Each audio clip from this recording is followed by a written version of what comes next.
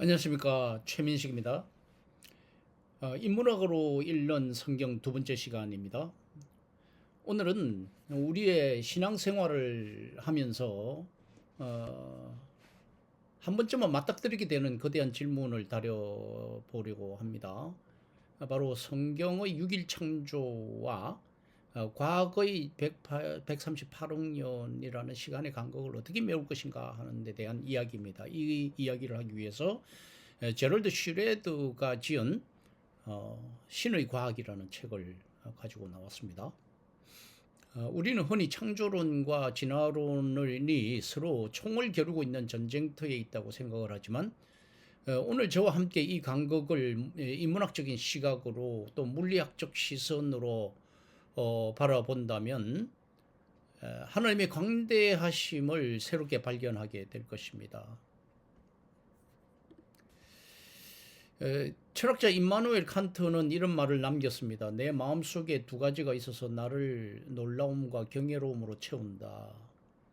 하나는 내 위 하늘에 반짝이는 별이고 다른 하나는 내 안의 도덕 법칙. 이런 말을 한 것에 대해서 제럴드 슈레드는 나는 칸트의 두 가지가 동일한 것임을 주장한다, 이런 말을 했습니다. 저 역시 마찬가지입니다. 저 하늘의 별들과 내 안의 신앙은 별개의 것이 아닙니다.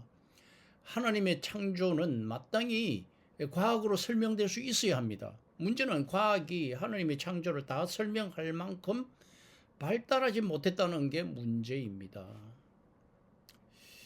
여기서 우리가 주의해야 할 점은 바로 창조과학이라고 부르는 분들이 주장하는 지구 나이 6천년설입니다. 현대의 기본적인 과학 지식만 가지고 있어도 이것은 참 받아들이기 힘든 부분인데요.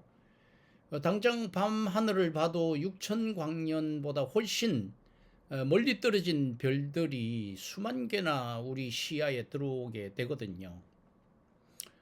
최근에 그 인권위원장 청문회에서도 그런 논란이 있었습니다. 마치 우주 역사가 6천년이라는 것을 믿는 것이 보수 신앙을 지키는 것이라는 그런 착각을 해서는 곤란합니다. 6천년이라는 좁은 틀에 하나님을 가두는 것은 오히려 하나님의 광대무변하심을 부정하는 일에 해당이 될 것입니다. 여기 PPT에 보면은 거리의 역설이라는 것이 있습니다. 밤하늘에는 6천 광년의 경계를 넘어선 수억 개의 별들이 존재한다. 그리고 오른쪽에 보면은 은하를 넘어서는 창조의 규모. 우리의 시야에는 6천 광년보다 훨씬 먼 곳에 위치한 수천만 개의 은하계와 은하단이 펼쳐져 있다 하는 겁니다. 2000 몇 년도인가요? 2003년도인가 과학계에서는 WMAP라는 위성을 쏘아 올려서 우주의 규모가 어느 정도로 큰가를 밝혔습니다. 그것이 이제 137억 광년이라는 것을 밝혔습니다. 이 위성이 데이터를 내놓은 이후로 과학계에서는 우주가 138억 광년의 규모라는 것에 대해서 어느 누구도 이의를 제기하지 않습니다. 신의 과학의 제럴드 슈레드는 신의 과학에서 6일의 시간을 지금 PPT에 보는 바와 같이 첫째 날은 80억 년, 둘째 날은 40억 년, 셋째 날 20억 년, 반반으로 이제 내려가는 거죠. 중력이 그만큼 이제 반감되니까 그렇게 계산해서 157.5억 년이 됩니다. 이것을 이제 WMAP 기준으로 바꾸서 보자면은 첫째 날이 70억 년에 해당이 되는 거예요. 슈레드의 신의 과학은 WMAP 위성을 띄우기 이전에 세운 가설이기 때문에 그렇습니다. 이런 이제 데이터를 보면서 우리는 7일 창조와 또 과학이 이야기하는 그 우주의 역사에 대해서 그 간극을 메울 수가 있는데요. 우리는 베드로후서 3장 8절에 나오는 천년이 하루 같다 하는 말씀에 대해서 해석을 잘 해야 할 필요성이 있습니다.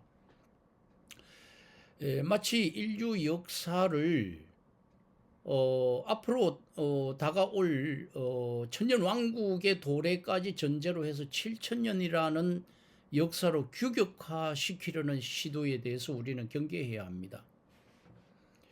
이러한 폐쇄적인 해석은 시한부 종말론이나 이단 교주들의 혹세무민에 빠지는 그런 지름길을 만들게 되는데요.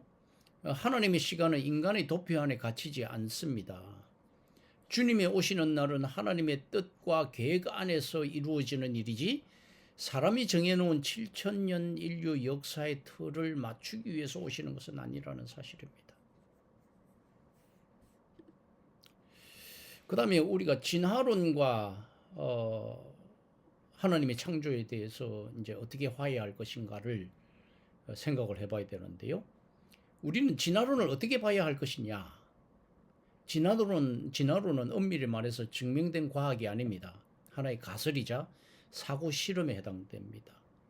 그런데 세상 사람들은 진화론을 진리처럼 믿고 있거든요. 근데 그렇게 믿는 이유가, 또 학자들도 진화론을 당연하게 받아들이는 이유가, 현대의 모든 학문 체계가 진화론이라는 틀 위에 세워졌기 때문에 이제 와서 진화론이 빠지면 학문에 이가 빠진 것처럼 느껴지기 때문에 진화론을 뺄 수가 없는 겁니다. 그러나 그것은 과학적으로 확인된 사실도 아니고 하나의 가설이고 사고 실험에 불과하다는 것을 우리는 인정을 해야 합니다. 그러면 우리는 기독교인으로서 진화론을 어떻게 받아들일 것이냐 하는 질문에 대해서 저는 이렇게 생각합니다.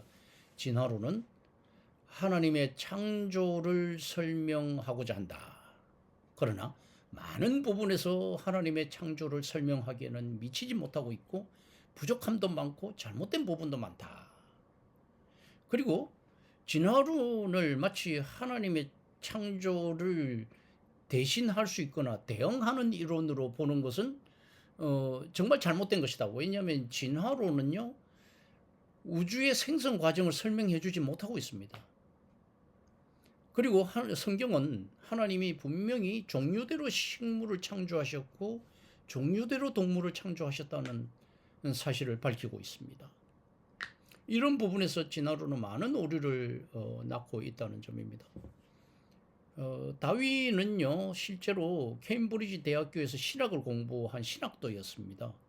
그래서 당시에 성경의 신부가 될 생각을 하고 있었는데 그의 연구가 진행될수록 당시의 문자적 창조론이나 설계론에서 자꾸 멀어지는 것을 느끼면서 신앙적인 갈등을 많이 겪었다고 합니다. 다윈은 신학을 공부했기 때문에 당시에 자연신학에 대한 기본적인 지식을 가지고 있었습니다. 자연신학이라고 하는 건 자연 질서 속에서 신을 증명하려는 학문인데, 그는 자신의 이론이 종교적 신념과 충돌되는 것을 알았기 때문에 매우 신중하려고 노력한 부분이 있습니다. 그래서 초판 마지막 부분에 이렇게 썼습니다. 조물주가 소수의 생명체에 생명을 불어넣었다. 뭐 이런 문장을 포함을 했다고 합니다. 그리고 창세기 1장 3절에 나오는 빛이 있으라는 말씀에 대해서는 우리가 한번 깊이 생각해야 될 부분입니다. 그 명령어는 단순히 어두움을 밝히는 물리적인 조명을 켜신 사건이 아니라는 겁니다. 이것은 마치 아무것도 없는 하드웨어 상태의 우주에 만물이 존재하고 작동할 수 있도록 포매팅을 했다. 존재의 포매팅, 존재할 수 있는 포매팅을 했고 물리 법칙의 관계를 만들어내었다. 이렇게 볼 수가 있습니다. 말씀으로 빛이 있으라 하는 순간 우주에는 시간과 공간의 캔버스가 펼쳐졌고 그 위로 중력과 전자기력 그리고 아인슈타인이 말하는 그러한 정교한 물리 법칙들이 알고리즘처럼 입력이 되었을 것이다. 이렇게 보는 것이 타당할 것입니다. 그래서 하나님의 말씀은 우주가 무질서에서 질서로 나아가는 가장 근본적인 소프트웨어였던 것입니다. 우리가 현대 과학을 통해 우주의 법칙을 발견할 수 있는 이유는 바로 하나님께서 태초에 그 법칙들을 우주의 기본값으로 포매팅해 두셨기 때문에 가능한 것입니다. 따라서 과학은 신의 설계를 지우는 도구가 아니라 하나님이 설치하신 우주 운영 체계의 코드를 한 줄씩 읽어 내려가는 작업이다. 이렇게 보시면 되겠습니다. 결론을 맺겠습니다. 우리는 두 가지 가치, 6일의 창조와 138억 년인 광년의 그 과학의 가치, 이 두 가치의 경이로운 동행을 받아들일 수 있어야 합니다. 앞으로 진행될 몇 개의 동영상을 통해서 이 두 개의 가치에 대해 보다 더 선명하게 보여드릴 겁니다. 이런 두 가치를 이해하시게 되면 여러분들의 삶과 신앙은 더욱 성숙해지는 방향으로 발전해 가시게 될 겁니다. 신앙 고백으로서의 7일 창조는 우리가 반드시 지켜야 할 가치이면서 동시에 과학적 사실로서의 138억 광년을 나의 신앙 고백과 모순되는 것이 아닌 하나님에 대한 이해의 확정으로 나 자신을 이해하는 존재론의 확정으로 받을 수 있으면 좋겠다 하는 생각을 해봅니다. 이 거대한 간극이야말로 나와 함께 계시는 하나님이 다른 한편 나로서는 상상할 수 없는 광변무대하신 하나님이시라는 것을 증명하는 증거가 된다 하는 겁니다. 우리는 창세기 1장의 고백을 품고 살아가면서도 동시에 137억 광년의 우주 역사를 탐구하는 현실 속에서 살고 있습니다. 이 두 가치를 어떻게 아름답게 수용하며 좋아하며 삶에 적용할 것인가. 우리는 이런 고민을 하면서 살아가야 되겠습니다. 이것이 바로 제가 추구하는 문해력으로 성경 읽기와 인문학으로 성경 읽기를 병행하는 이유입니다. 오늘 영상이 여러분들의 그 신앙의 지평을 밝히는데 넓히는데 도움이 되었으면 좋겠습니다. 끝까지 시청해 주셔서 감사합니다.